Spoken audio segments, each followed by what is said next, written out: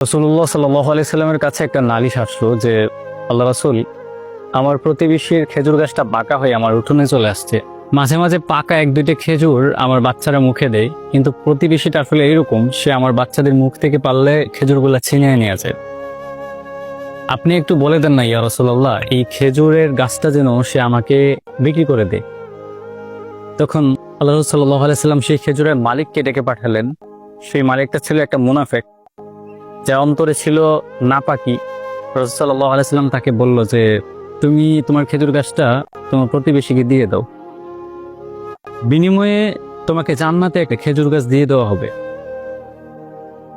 তো সেই মুনাফিক বলতেছে যে, আল্লাহ রাসূল, অন্য কোনো গাছ হইলে আমি দিয়ে দিতাম, কিন্তু এই গাছটা আমার অনেক প্রিয়, এই গাছটার খেজুর অনেক মিষ্টি, এটা আসলে দিতে পারবো না।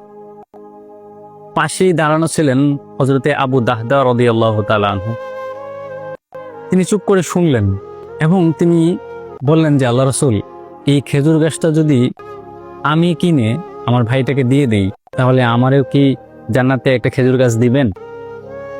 আল্লাহ রাসূল সাল্লাল্লাহু আলাইহি সাল্লাম বললেন যে, না, হ্যাঁ, অবশ্যই তোমাকেও দিয়ে দেওয়া হবে। তখন সেই মুনাফিক ব্যক্তিটাকে বলল যে, এই খেজুর গাছটা আমার কাছে বিক্রি করে দে। তখন মুনাফিক বলল যে, আল্লাহ রাসূলকেই দেই নাই, তোকে কেন দিব?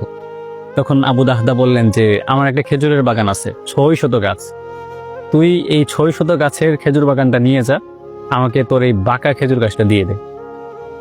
সুবহানাল্লাহ। আল্লাহ রাসূল সাল্লাল্লাহু আলাইহি সাল্লামের যেই ফজিলত ছিল যে জান্নাতে একটা খেজুর গাছ দিয়ে দেওয়া হবে, জান্নাতের একটা খেজুর গাছের জন্য 600 বাগানের খেজুর গাছ দিয়ে দিয়েছে। এটাই ছিল প্রকৃত সাহাবায়ে কেরামদের তাকওয়া, ক্ষুধাভীতি এবং রাসূলের প্রতি ভালোবাসা।